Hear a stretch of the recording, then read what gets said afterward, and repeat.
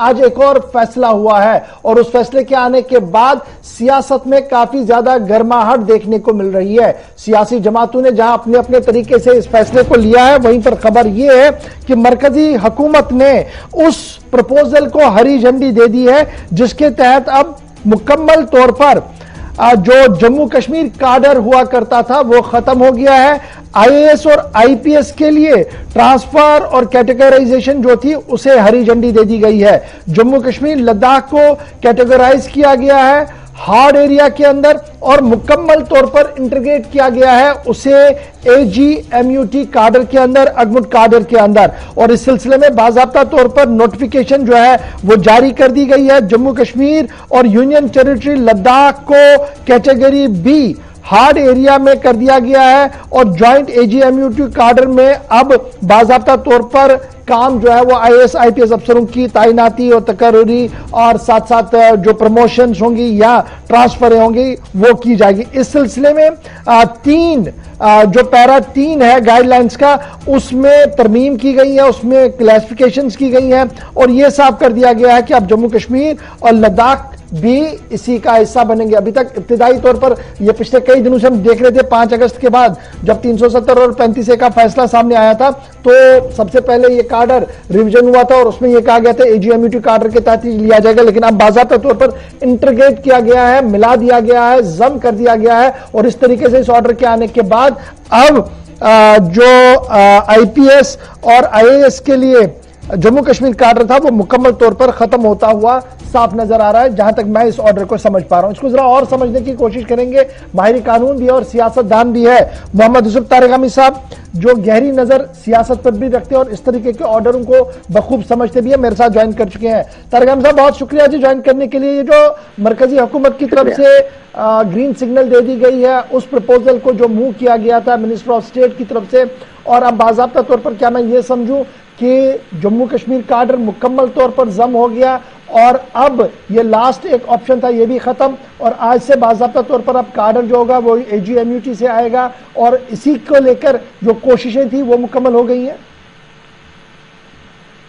देखिए, जहां तक मिनिस्ट्री ऑफ होम अफेयर्स के आज के ऑर्डर का ताल्लुक है, ये इसकी तवक्कुआत तब से ही शुरू हुई है जब 5 अगस्त 2019 को आईन के साथ, हमारे जम्मू कश्मीर के राइट्स के साथ खिलवाड़ किया गया। मैं आपको ये यकीन दिलाना चाहता हूं कि हमारे कई ऐसे लोग होंगे जिनको वहम था शायद ये कदम बेहतरी की तरफ होगा, या ये वहम भी कि ये आर्जी है, चंद महीनों का सवाल है। होम मिनिस्टर साहब ने, प्राइम मिनिस्टर साहब ने आयवार पार्लियामेंट में और पार्लियामेंट से बाहर भी कई बार दोहराया कि स्टेट को यूनियन टेरिटरी में बदलना एक आर्जी फैसला है और अप्रोप्रिएट टाइम पर यह लफ्ज दोहराया गया बार बार। इसे यूनियन टेरिटरी के सतह से बदलकर फिर स्टेट का रुतबा दिया जाएगा। हमने अभी जब प्राइम मिनिस्टर ने मीटिंग बुलाई तो वहां भी ये क्रोनोलॉजी दोहराई गई और ये कहा गया पहले डिलिमिटेशन, फिर इलेक्शन और फिर स्टेटहुड। मैं हैरान हूं, ये मौसम बदलेगा कब? ये मौसम बदलता भी है, लेकिन जम्मू कश्मीर लद्दाख के लिए बर्फबारी के ओलों के बगैर, जालाबारी के सिवा इस मौसम में कुछ और नजर आता नहीं।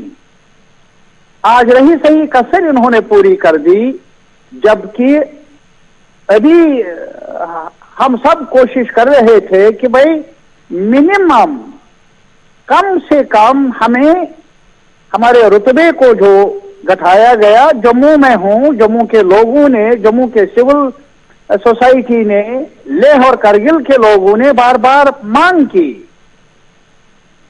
लेह और करगिल ने भी कहा कि हमें स्टेट का दर्जा दिया जाए, और जम्मू में भी ये मांग बहुत वाइड स्प्रेड है, कॉमन है कि भाई ये हमें मंजूर नहीं कि आप हमें दिल्ली के हवाले कर लेंगे, दिल्ली के फरमान जारी होंगे और वहीं से आप मगरमच्छ भी भेज देंगे, ब्यूरोक्रेट भी भेज देंगे, अब मुलाजिम भी भेज देंगे। लेकिन वो गलतफहमी आज के ऑर्डर ने दूर कर दी। आपका कहना बजा है। और पता है आज क्या किया है? न सिर्फ ये कि इसको बी कैटेगरी यूनियन टेरिटरीज के लिस्ट में लाया गया, बल्कि एक लफ्ज आपने पढ़ा नहीं, इसे हार्ड एरियाज में रखा गया। मैं सिर्फ, मुझे अफसोस है, आंसू भी अब कम पड़े हैं हमारे।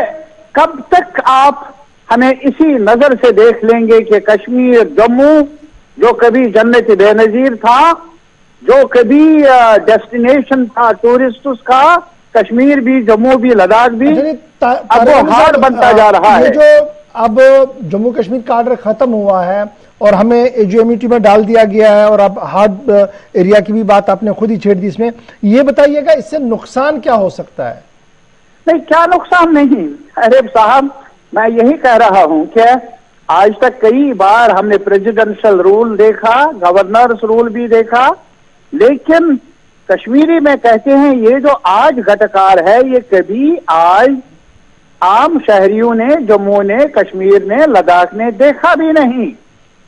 पहले ऐसा हुआ करता था, मसलन यहाँ के ऑफिसर्स जिनको यहाँ के कैडर में शामिल किया जाता था, वो भी यूनियन की तरफ से जम्मू कश्मीर की सिफारिश पर यहाँ के कैडर में लाया जाता था। मुझे ये बताइए कितने अभी चीफ सेक्रेटरी साहब है हमारे जम्मू कश्मीर कैडर के, यहाँ के रहने वाले नहीं? कितने कमिश्नर्स हैं जो यहाँ के नहीं हैं, बाहर के हैं? लेकिन गिला इसलिए नहीं था कि उन्हें मालूम होता था कि आपने यहाँ सर्व करना है और उसके मुताबिक उनका ढंग, उनका चाल चलन, उनका तरीक़ेकार मुख्तलिफ होता उनमें।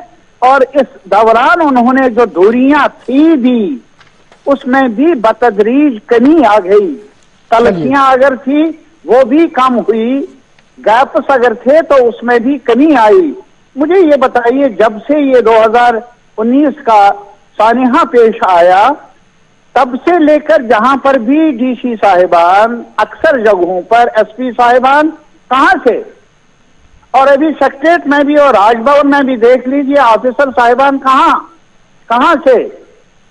क्या वो जो पहले यहाँ कैडर था, सीनियर लेवल के कैडर, डिप्टी कमिश्नर्स, मुश्किल तरीन हालात में भी यहाँ के ऑफिसरों ने कश्मीर को, जम्मू को, लद्दाख को संभाला, और कुछ एक कंटैक्ट बिल्ड हुआ था, एक राबिता बन गया था, जहां लोग गवर्नर्स रूल में भी, प्रेसिडेंशियल रूल में भी उनके साथ ताल्लुकात कायम करके अपने दादरकी के लिए। मतलब एक चीज बड़ी इंपॉर्टेंट है जी, चूंकि मैंने आपको इंटरप्ट नहीं किया, मैं सुनना चाहता था आपकी बात को। बड़ा सवाल ये भी तो है कि ये कोई नई बात तो नहीं है ना, 5 अगस्त को ही तो इसका ऐलान किया गया था। उसके बाद जितनी भी रिकमेंडेशन अफसरों की वो तो इसी के दायरे में रखी गई। आज ऑफिशियल रिकमेंडेशन को हरी झंडी मिली है, तो ये तो उस दिन भी रोया जा सकता था जब ये हो रहा था। उस वक्त रोया शायद, अगर आपको याद होगा कि जब हम दिल्ली में भी मिले तो आपके साथ मैंने भी और आपने भी गुफ्तगू की, और गुफ्तगू में आंसू भी टपके मेरी आंखों से। ये अलग सवाल है कि हमारे आंसू को देखने के लिए कुछ ऐनक चाहिए, लेकिन वो ऐनक रही नहीं है आज अहले इक़्तिदार के पास। कितना रोए। हमने तब भी कहा कि जहां तक 5 अगस्त 2019 का ताल्लुक है, ये सिर्फ कश्मीर का ताल्लुक नहीं है, इसमें जम्मू के मामलात हैं, लद्दाख के मामलात हैं। हमने उस वक्त भी कहा। आज आप मानते नहीं हैं कि लेह वाले कभी यूनियन टेरिटरी का दर्जा मांगते थे? नाराजगी थी, गिले थे, शिकवे थे, बजा भी होंगे, लेकिन आज वही लेह, वही बुद्धिस्ट एसोसिएशन, करगिल के और जो वहां का प्लेटफॉर्म है, एक साथ मिलकर स्टेटहुड का दर्जा मांग रहे हैं। ये मैंने तो नहीं सिखाया, मैंने नहीं वर्गलाया उनको, चलिए, ये तो उन्होंने अपने तजर्बे की बुनियाद पर सीखा। बहुत बहुत शुक्रिया आज तारिक के आमिर साहब दौर ज्वाइन में करने और के लिए। ये बात जनाब तारिक आमिर साहब का रिएक्शन था इस पर, क्योंकि ये समझना जरूरी था कि आखिर हो क्या रहा है। और तारिक आमिर साहब का मानना था ये बेसिकली